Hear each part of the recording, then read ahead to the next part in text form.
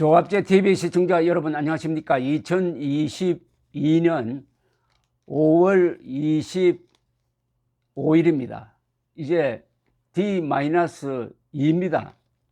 즉 오는 27일 금요일에 사전투표가 있습니다. 28일에도 사전투표가 있습니다. 6월 1일은 본투표가 있습니다. 이번 지방선거도 투표율이 결정적 변수가 될 것입니다. 특히 지방선거는 투표율이 낮습니다. 2018년의 투표율은 60% 정도밖에 되지 않았습니다.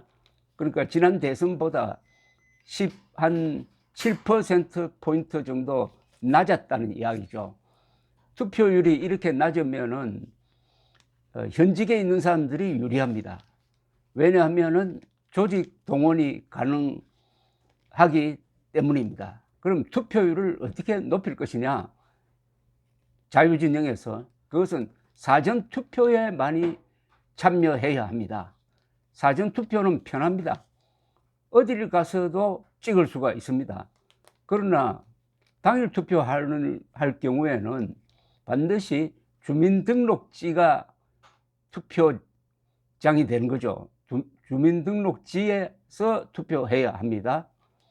그런데 울릉도 사람이 서울에 살 경우에 아니면 지금 접전을 벌이고 있는 인천 계양을에 살 경우에 사전투표하면은 뭐 바로 가까운 데 가서 찍으면 됩니다. 그런데 당일 투표할 것 같으면은 울릉도로 가야 합니다.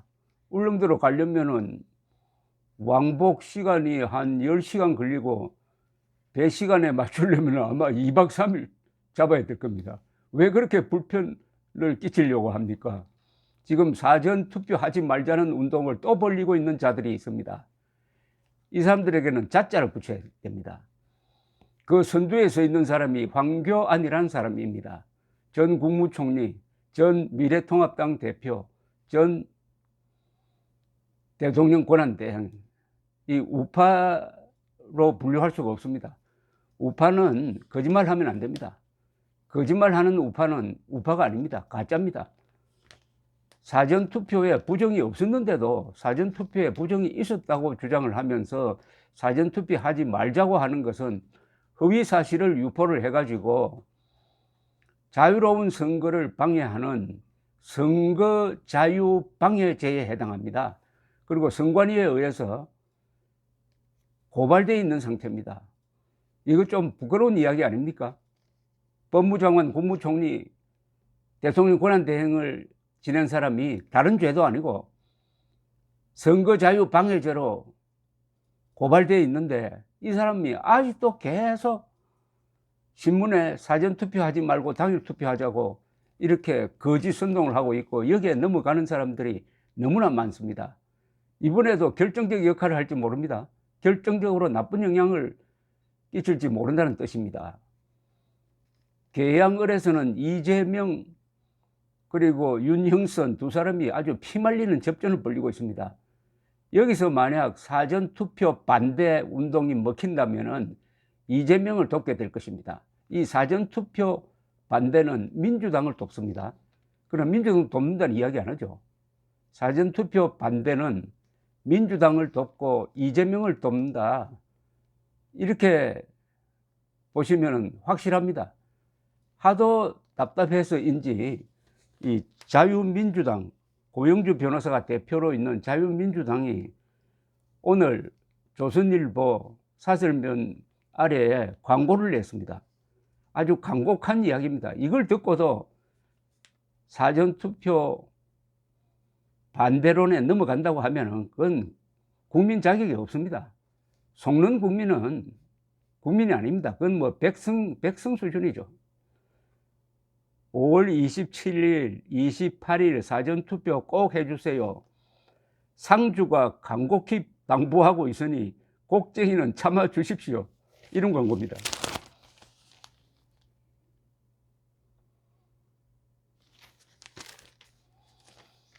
여기서 상주가 간곡히 당부하고 있다는 말은 뭐냐 하면은 상주는 여기 국민의힘을 의미하는 것으로 보입니다. 국민의힘이 사전투표해도 아무 문제가 없다. 국민의힘 지도부가 다 사전투표할 것이다.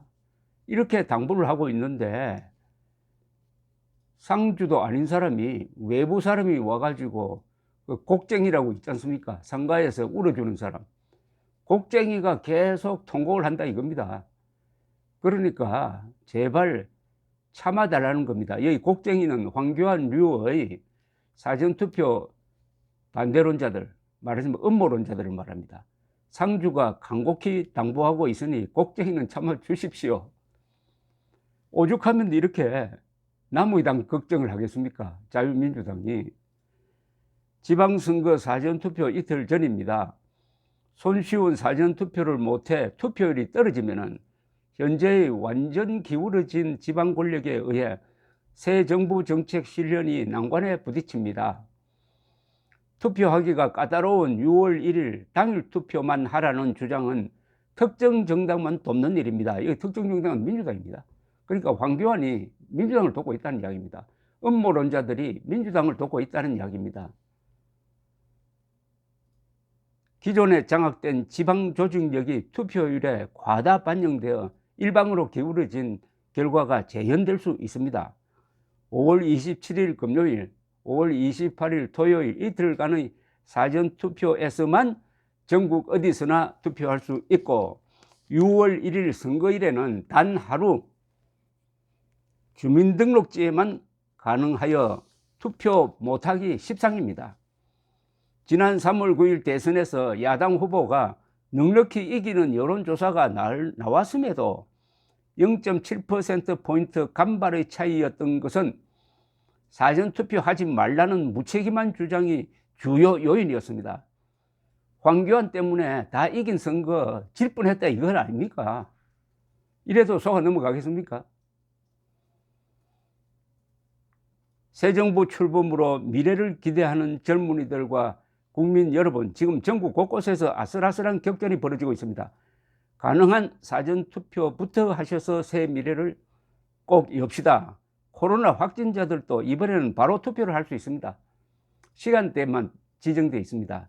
5월 28일 토요일 오후 6시 30분부터 오후 8시까지, 그리고 6월 1일에는 오후 6시 30분부터 7시 30분까지 코로나 확진자들도 일반 투표소에서 할 수가 있다는 이야기입니다. 국민 여러분, 5월 27일, 28일 사전투표부터 꼭 해주세요.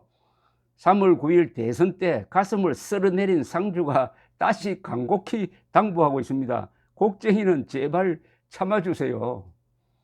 쉽게 말하면은 국민의힘과 윤석열을 믿고 사전투표 해달라는 이야기입니다. 그러면은 간단하네요. 황교안을 믿을 것이냐, 윤석열을 믿을 것이냐, 음모론을 믿을 것이냐, 과학을 믿을 것이냐. 이 경우에 많은 사람들이 선관위는 못 믿겠다 이럽니다. 그렇게 말하면 안 됩니다. 선관위에서 못 믿는 행동을 한 것은 주로 정책에 관련되는 겁니다. 어떤 게시물이, 어떤 플래카드가, 어떤 구호가 이거는 게시되어서는 안 된다 하는 이걸 판단을 할 때 상당히 민주당에 유리한 판단을 한 것은 그것은 투개표와 관계가 없습니다. 투개표에 있어서는 우리 선관위가 그동안에 공정하게 수십 년 동안 공정하게 해왔습니다. 이걸 믿어야 된다 이겁니다. 우리가 북한을 비판을 할 때 김정은 정권을 비판을 하지 북한 주민들을 비판하지 않지 않습니까? 선관위를 뭉뚱그려서 비판하면 안 됩니다. 선관위 지도부는 비판을 하더라도 열심히 공정한 투표 개표에 종사하는 약 3,000명의 선관위 직원들에게는 절대로 모욕적인 언사를 하면 안 됩니다. 그 사람들이 공정하게 선거를 관리했지 않습니까? 지난 3월 9일 아주 멋진 장면이 있었지 않습니까? 0.73%포인트로 낙선이 확인되자마자 이재명 후보가 나서가지고 즉각 선거 결과에 승복했지 않습니까? 그렇게 근소한 차이인데도 승복할 수 있었던 것은 투개표가 완벽하게 어느 한 군데에서도 말씀 없이 완벽하게 공정하게 치러졌다는 것 아닙니까? 이걸 믿고 이번에 또 속지 맙시다. 또 속으면은 결국은 민주당 도와주는 겁니다. 이재명 도와주는 겁니다. 감사합니다.